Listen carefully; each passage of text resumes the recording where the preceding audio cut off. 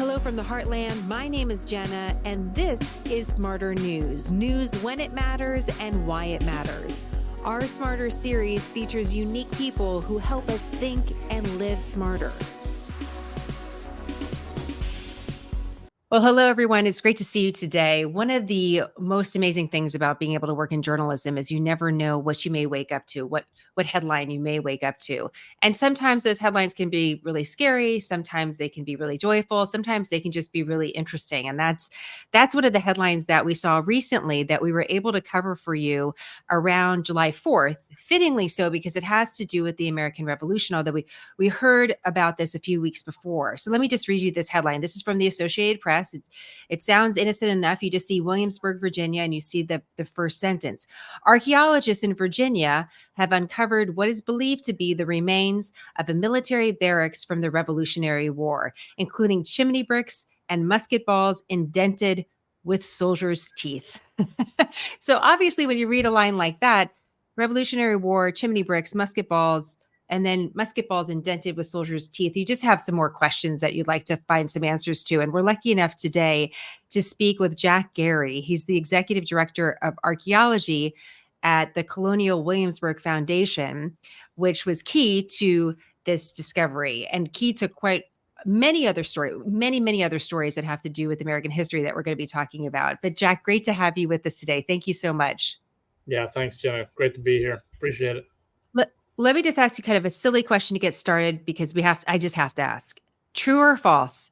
Did Indiana Jones inspire you to become an archaeologist? I had to know. Was it the hat, or was it something completely separate? Yeah. What's the true story here?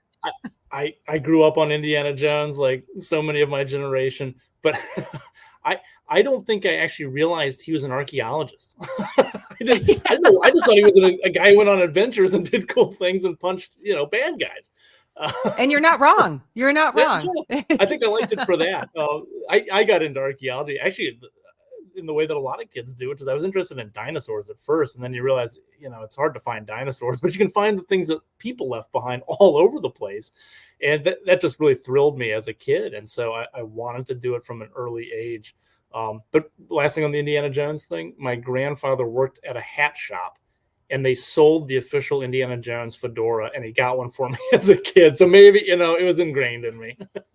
I mean, I would have never known if we didn't ask the question. And that's an interesting family story and twist to all of this, a connection that we didn't know was there. So then what was like the tipping point when you decided, okay, this is actually more than just something that sounds sort of cool as a kid to, I think this might be my vocation in life? Yeah. I have to credit my parents. When I was interested in it as a child, they found in the town that I grew up in, they found a local archaeological excavation that was happening. And they asked the team, can our son come and see what you're doing? And they invited me onto the site. They put a trowel in my hand. I think it's probably 11. And they let me work right alongside the professional archaeologist. That was it. Hooked, done. That's what I knew I was going to do. That might have done it for me too, to get that experience, that real hands-on experience as such a young person. So then what brought you to Colonial Williamsburg? And can you tell us a little bit about Colonial Williamsburg? I'm ashamed to admit I've actually never visited, and a member of our team says this is one of the most fascinating places that she's ever been and one of her favorite places ever. So what led you there, and why does Colonial Williamsburg matter? Yeah, well, Colonial Williamsburg, which is the largest living history museum. Actually, I'm going to drop the living. It's the largest history museum in the country. And it is really the entire colonial town of Williamsburg, which was the capital of Virginia during the Revolution.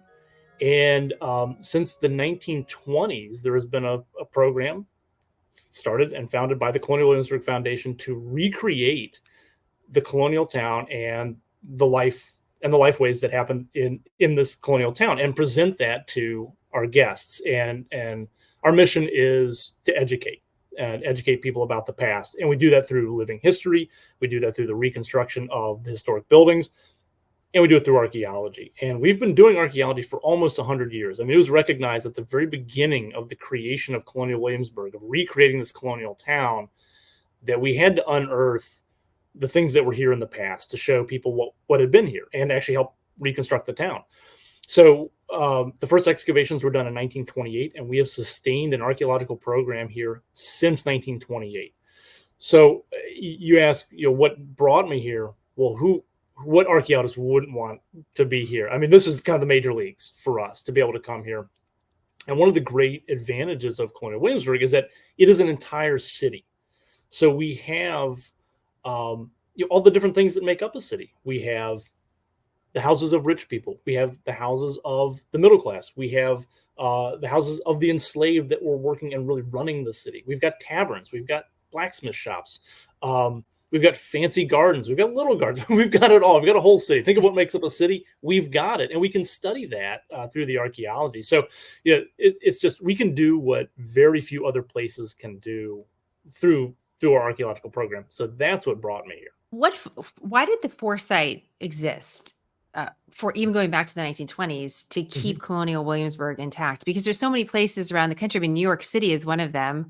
I lived in New York City for a long time and I love that city, but there are plenty of places you go where history is squeezed into a corner and it wasn't necessarily preserved for, let's say, for an entire city block. So where do you think that foresight came from to say, this is actually not only a really important place, but we're going to preserve a huge chunk of it to make sure that the city is intact, as you were saying? Yeah, well, we're lucky. I mean, Williamsburg was lucky in a way that the capital was moved near the end of the Revolution to Richmond. And so this was no longer a capital city, and development slowed down significantly. Now, that doesn't mean this became a backwater. It was still a town, and it was a town to numerous people. They lived here, they made their lives here, but it didn't get developed like a Manhattan or like a Richmond. And that development destroys all the things that were there in the past, or can greatly destroy a lot of those things. And so in the 1920s, W.A.R. Goodwin, who was the rector of Bruton Parish, the Anglican church here, or Episcopalian church now, in Williamsburg, had the vision to recreate this town, to be able to educate Americans to what did it mean to be part of the American Revolution. And he needed money, and so he approached Rockefeller, John D. Rockefeller Jr., and a partnership was formed. And so money started flowing in, and the research started right away in 1926. And the goal was to recreate this town so that people could understand really what got us to where we are today as Americans, understanding the American Revolution and all the things that went into that.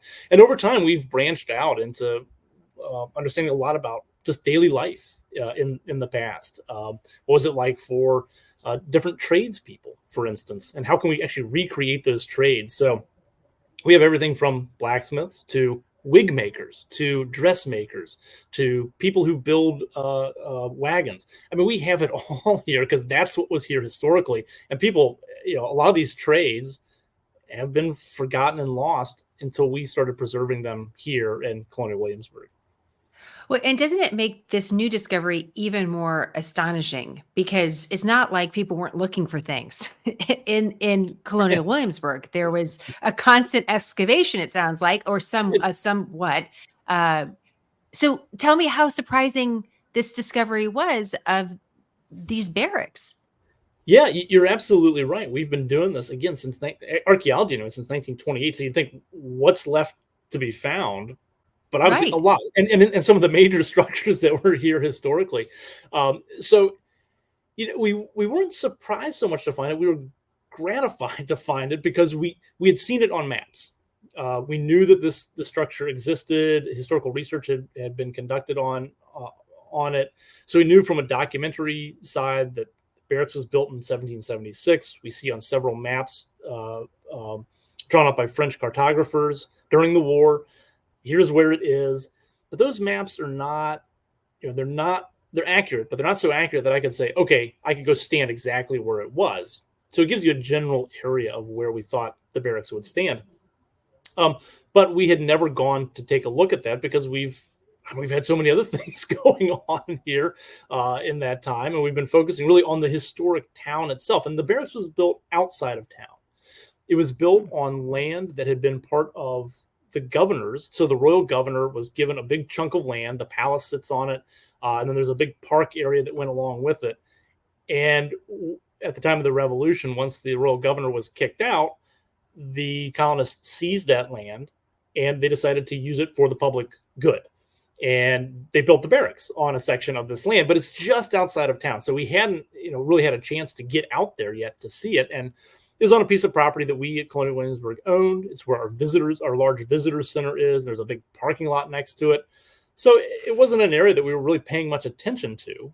And it wasn't until the construction of a large indoor sports complex on this nearby piece of land that we realized, okay, let's go make sure that sports complex is not going to destroy any archaeological resources, but specifically the barracks. Is the barracks there? And so that's what triggered us to be able to go out there and take a look. And so when we hit the first intact piece of brick foundation for one of the chimneys, we knew that's it. We've got it. And it was pretty amazing. It's not every day that we make amazing discoveries, but on the days that we do, they're pretty good. Can you describe that feeling? Were you there in person, or did someone run and tell you, "Hey, wait a minute, we hit something"? What was that like? Yeah. So as we were excavating, and just to kind of a little context of how we excavate and how we found it, we have the area that we need to investigate. It's a large area, several acres. And so we start by digging small holes on a grid pattern first. And we take a look at the artifacts that are in the soil. Not every hole has artifacts in it. And those areas that say, okay, there's nothing going on over here. We start to find concentrations of broken up bits of brick. And as we kind of zeroed in, okay, most of the brick is right here. Let's open up a larger unit. Unit is what we call the holes in the ground, essentially. And when we did, that's when we hit that first foundation. And it's just I was there when it happened, and my team was ecstatic. I'll tell the story. It's embarrassing, but I'll tell it anyway. They have my excavators, my team of professional archaeologists. They're the ones doing the real labor. I go out there and I help and I direct, and so when they found it, I hopped down in the hole and started to peel some of the soil off, and I jokingly told them I found this. And so that's my right, I guess. And they appreciate it. You do have the title of executive director, so I guess you can do that, right? I mean, they have to be able to do some of that as executive director. How deep did you have to go? Are you like a full, height down from topsoil, or is it just beneath the earth? It's not deep at all in this area. So the history of the barracks, after the barracks was burned in 1781 by General Cornwallis's troops, nothing really happened on this piece of property for a long time. It was turned into an agricultural field, and it was plowed over and over and over again. And what that does is it creates a layer of soil that's about a little bit less than a foot deep, where all the artifacts get mixed up, and then there's intact stuff below that. So you really only have to take off that first about 1 foot layer of soil before you start to get into the intact things, where we start to know, okay, this is the actual remains of the barracks itself. So it's not deep at all. I have a few pictures, and we'll pull them up full for our audience too, so they can see them. But just to give an idea of what this looks like, we have a picture with, I guess these are some of the bricks. Jack, can you see that Yeah. enough? Yeah. So some of the bricks there, and this is some of the bricks as well. So I can see, as an average person, if you were gardening or something, you may not know you stumbled upon something unique. But how rare is this discovery? How big of a deal is it to find this? Yeah, it is a bit of a big deal, because there are very few. Actually, there are no standing or extant barracks structures in Virginia, and there's only a few from the Revolutionary time period in the country, and very few have ever been excavated archaeologically. So this site gives us an opportunity to take a look at a facility like this, where all of these soldiers were coming together, and which includes officers, enlisted men, militia that are mustering here. You get really a cross section of military life during the American Revolution, kind of the daily. This isn't where the battles are taking place. This is where these guys are living. They're waiting for the next thing to happen, and it's akin to kind of our men and women in service today. Most of the time, it's not spent in conflict, and so it's kind of what are the daily lives of these individuals while they're waiting to go into battle. What can you tell us about the barracks? I saw a couple of the facts that were released at the time of this discovery that it would accommodate up to 2,000 soldiers and 100 horses. That sounds like a lot of people It, in it's one area. it's a lot. It's a lot, and I don't know that there were ever that many people at the barracks. So that number comes from in 1776, August 1776. So the the ink is barely dry on the Declaration of Independence, and Virginia puts out the call to build this barracks. And they initially say, we need to build a barracks. We need contractors to build this facility that can house 1,000 troops. In September, a month later, they revise it and say 2,000 troops. And what it shows you is that Virginians really thought the war was going to be coming to them. And they thought, we need to be ready. This needs to be a facility that can house a lot of men, because this is where the war is going to get waged. And it really didn't, not until the very end. And so there really wasn't. It wasn't necessary to have that many men there at one time. Men were coming in and out of there frequently. We know officers were living there. They were mustering men there regularly. But I doubt there was ever 2,000 men actually in this facility. Were there men there when Cornwallis came through and burned the whole thing down? Was there fighting right in the area right there? There was, yes, there was a skirmish with between Virginia troops and Cornwallis's men. Cornwallis's men kind of pushed them back. They retreated to the barracks. Actually, the Virginians retreated to the barracks, stayed there for a period of time, and then they eventually retreated away from the barracks. And the British came and they took over. They actually came into Williamsburg, and they destroyed or dismantled anything that would have been helpful to the war effort. So they destroyed the barracks, they burned it down, they dismantled the armory here in town as well. They busted all the forges up. So and then after that, they moved through and went down to Yorktown. But there was some. There wasn't a battle right at the barracks, but it was where the troops retreated to as they were kind of moving away from the battle. What do you think the barracks look like? Can you describe to us what the structure could presumably look like? Yeah, we see on maps it is mapped as a C shape or a U shape. So three sides open on one end and a big area in the middle. And some of the maps actually show it as 13 individual buildings that are arranged in that U shape.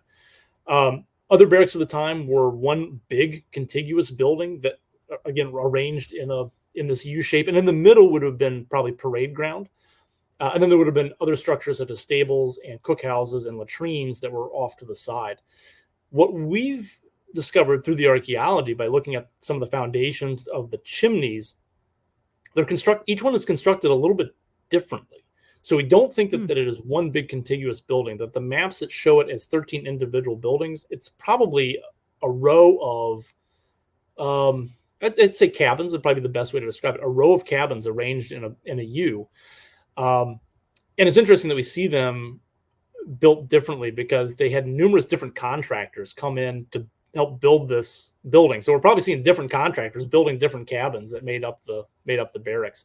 So probably one-story structures with chimneys probably right in the middle of them. So chimney in the middle, two rooms on either side that would have just been bunks where men would have slept.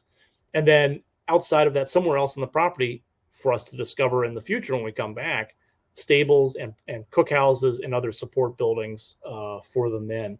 But the barracks themselves probably would have been a series of 13 cabins and with a lot of men sleeping inside of them. When you say come back, do you mean that is the site excavated to a certain point and then you'll come back and make it larger? Is it like a piece by piece sort of plan? That's right. That's right. Yeah. The first step was to identify it, know that we had it, and then to make sure that it was preserved. And the original plan for this sports complex was it would actually have gone right on top of the site. So we worked with the authority that was building this facility and said, it needs to move. It needs to move about 300 feet to the west. And they agreed, and they did that. I mean, everyone recognized that this is a site that needed to be preserved and studied further. So that facility is now, which is under construction now, has been moved so it does not disturb this site. We filled all of Are our you worried at all, though? Are you worried at all? I mean, it just first of all, that is pretty amazing because knowing how difficult development can be. Yeah, but it is a hard argument, like we need to stay right on top of the Revolutionary War barracks. That's a tough argument. But are you worried at all? Like, I mean, 300 feet doesn't sound like that far. Have they found anything when they've been doing? I mean, it's like 300 feet is like looking across a parking lot, Jack. I'm worried. I'm worried. I want to go help. It's true. It's true. If you've ever seen a construction site, the 300 feet isn't much when it comes to the areas Yeah. that they I'm disturb. like, wait a minute. I'm we, worried. we've got a good relationship with the contractor doing the work, and everything has been so they have cordoned off all the areas that are to be preserved as no entry zones. And we also go out there periodically and check on them and kind of monitor everything. But sure, as an archaeologist, there's always something in the back of my mind thinking, "Oh my God, what if we lose it?" We're lucky in that we were. Yeah, no. It's a part of what we do is to work. We always want to preserve the sites, and what we say is that archaeology itself is a destructive science. Once I've dug that stuff out of the ground, I keep the stuff, but it's no longer intact, and it's very hard to reconstruct that unless we keep really, really good notes and we're really good at what we do, which we are. But still, it's gone. It's been removed, and so we try and preserve things as much as we can, unless we absolutely have to excavate them or study them. But in this case, there's so much information that we can learn from this site that we do plan to go back. We hope in 2026 or 2027 to do a larger excavation, find the other structures that went along with it, really look at the sizes of the cabins, find a lot of the artifacts that give us an idea of the daily life of these men. So there's a lot left for us to learn. Right now, we're kind of at the stage of just we've identified it, we know where it is, and we know we want to come back. Speaking of artifacts, what have you found? Yeah, it's an interesting mixture of stuff in that it looks a lot like what you would find around a household, which is no surprise. I mean, guys are living here. So we're finding ceramics, we're finding bottle glass, we're finding tobacco pipes. But then we do see military items mixed in there. So musket balls, including the ones with teeth marks indented in them, which is, it's actually somewhat common for us to find lead shot with teeth marks in them. And most people immediately think, oh, it's from biting the bullet if in surgery or for pain. But no, it was pretty common for soldiers to just chew on them because it's soft. It's kind of got a sweet taste to it. It's kind of help relieve boredom. Wait, is it like actually picking up a bullet and chewing it? Is that exactly what it is? That's exactly what it is. I've never done that. And I don't recommend it. Right? I'm like, it sounds sort of dangerous. I don't know. Is that just me? It's sort of sweet and I'm bored, so I'm going to chew on it. When I was reading lead shot, I'm like, what exactly is that going to explode? I mean, these are some basic questions. Yeah, and it's not. So lead shot it is just a chunk of lead that goes into a musket, and then the powder goes along with it. So there is no gunpowder, nothing explodes. It's just the projectile that comes out of the musket. So it's just a chunk of lead. Even still, well, you don't want to chew on it. We know today what lead can do. Right. Yes, and I'm a mother of 2 sons. Then I could see this happening, So it's part of my education here that I want to know what exactly were they doing. Okay, so it was a little sweet. Okay, I got it. So let me show you something I saw. I know there's a couple of photos that you released that I should have shown you ahead of time, but let's just see. Does this? Do you recognize this at all? It's this beautiful blue. I don't know what it is. It's a piece of glass. And I wanted to ask you about it because it caught my attention as something that's so vivid and so colorful. And I was just curious what it was. Yeah, it's what we call a paste jewel. It's like fake jewelry. It's glass that's cut, faceted, and would have set into a button or maybe a piece of jewelry, but most likely a button for a coat or a vest, a man's coat or vest. And this is something that you don't normally associate with soldiers. And this is kind of a higher end item, higher end meaning expensive. And it's objects like these. We've also found a little piece of mother of pearl inlay, also for a button, or maybe for cufflinks, or what we call sleeve buttons. And these are the things that most likely would have been worn by the officers. And so it's objects like these that give us an indication that the officers were stationed here, which from the documentary evidence, we know that officers are here. This is probably some of their stuff. And so as we expand the excavation, if we look at places where I'm finding a lot of these expensive items, I can start to kind of hone in and say, okay, well, the officers' barracks or their section of the barracks is here. That's where they are staying. The enlisted men or the militiamen are staying over here. And so I can start to be able to compare and contrast the lives of these two different groups of soldiers. But yeah, it's a very vivid piece. When it came out of the ground, it was, it's always exciting to get something like that. It's, it is pretty. There's no doubt about it. And most likely would have been part of a relatively wealthy individual's attire. This would be something that if I was gardening, I would stop and pick up. This is something that I would see, you'd be like, Yeah, wow, that's a really beautiful piece. And I obviously there were some very difficult times that soldiers went through during the American Revolutionary War, but it's interesting to think of their sense of style through a yeah, transitionary period, that there still was some awareness about that, whether it was for personal affect or because of their status. So yeah, I don't think I've yeah. really ever thought about that. Yeah, and that's one of the powerful things about archaeology is it shows us these everyday realities that don't get recorded. Yeah, the minutia of a man's dress during war is not getting recorded in the in the daily minutes, or the records of battles or things like that. So it's the archaeology that gives us that really interesting insight. And we feel a little bit closer to these men because of that, because I think we can relate to these things. Absolutely. What is the coolest thing that you found? What is I know the whole thing is exciting, but is there one piece of an artifact or something that you've seen that really got you excited? Yeah, there was it's a simple object, and oftentimes it's the simple objects that get us excited because of they can sometimes give us information that's really really important. And it was a buckle, a metal buckle. We find buckles all the time for um, e- equipment, for belts, for shoes. I mean, people's clothing in the past had a lot of buckles on it.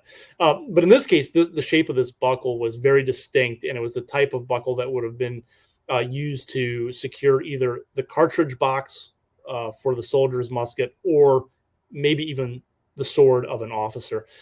And so it's that object that, like, okay, you don't find objects like this just lying around somebody's house. You find something like this at a site of your military occupation.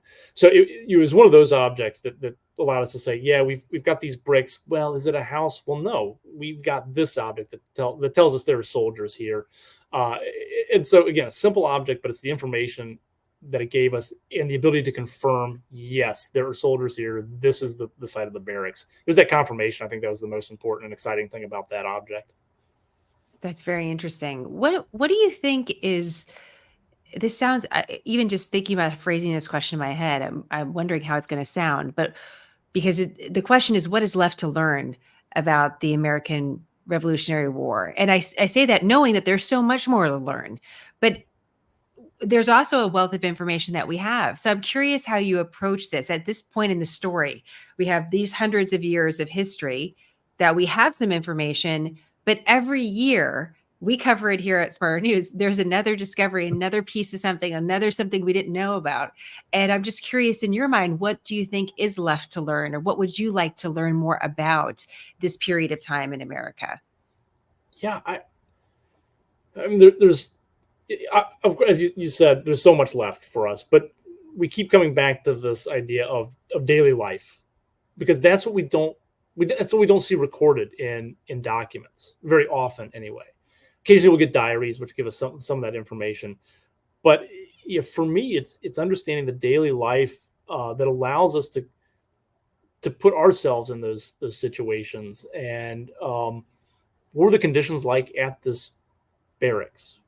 What would have been like to be a soldier, waiting, wondering what's going to happen next, and to give that feeling and that sense of anxiety, perhaps sometimes of joy of being with comrades. I think it's those types of things that I find so important to be able to convey to people. because we can relate to them a lot better than maybe sometimes the bigger ideas of the American Revolution. Mhm. Obviously, very important. But what was it like for the people actually going through that moment? And if the archaeology can get at that, I think it's really important to be able to convey that. It's such a good point because it is what we forget because we know that we won the American Revolution, right? We don't think about, oh, it took, from the first shot in 1775 to the treaty being signed, we have about 8 years of fighting and uncertainty. We Hmm. know for the soldiers that we went on to win, but they didn't know that. And especially if someone was burning down their barracks, they probably weren't so sure of that, not knowing, oh, well, the next battle is going to be really pivotal and then we're going to feel better.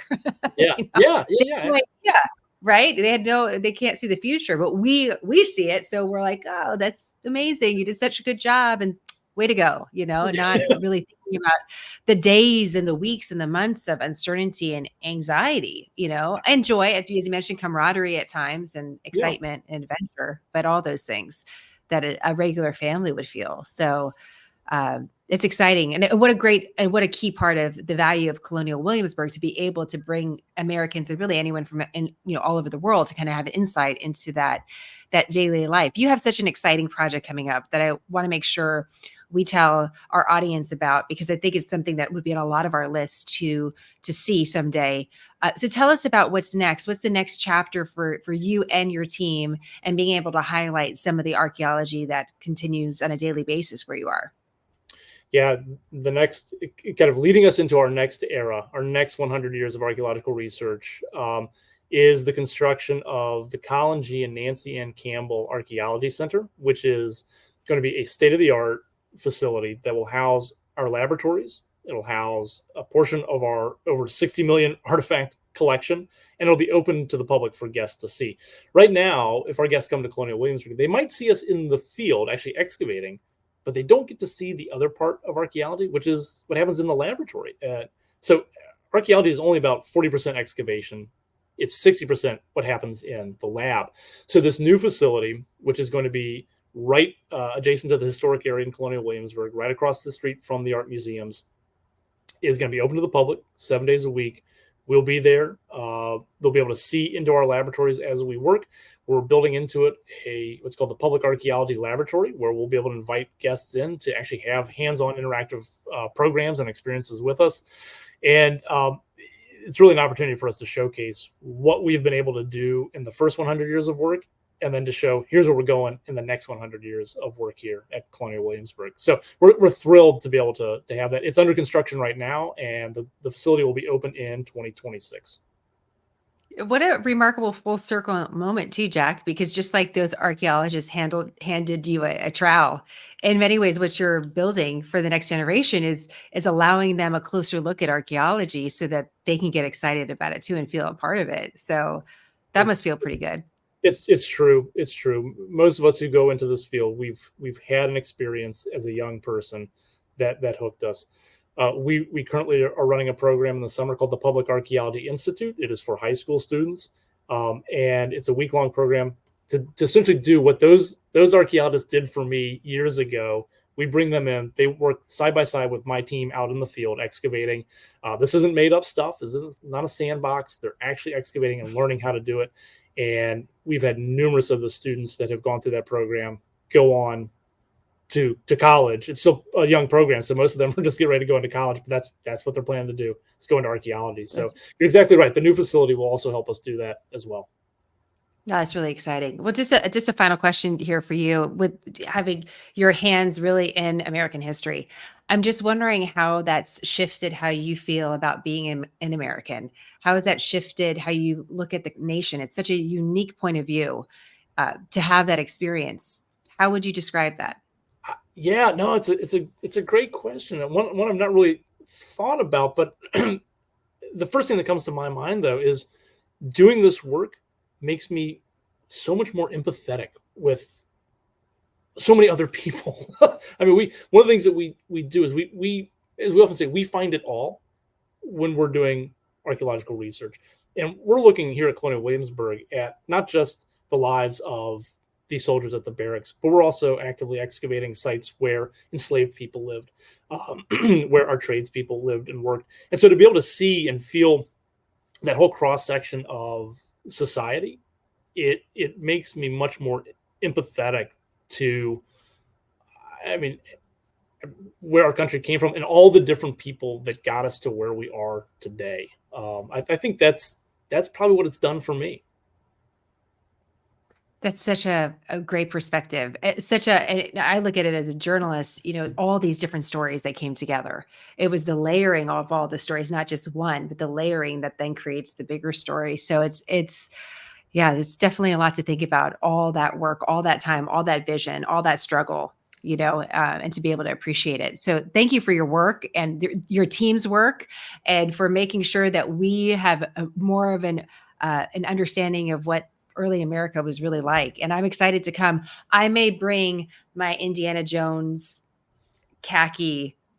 There might be some sort of, I might have to dress the part, Jack, is what I'm saying. All right. There's an outfit for every situation. I hope that you do. I hope that you do. that might get me more, I get the whole thing, the hat. You've seen the journalists out there. They're suddenly, out in the wilderness in khaki. You're like, where did you get all that khaki? Where did that come from? But it might happen. Army green. There's all sorts of different colors. So,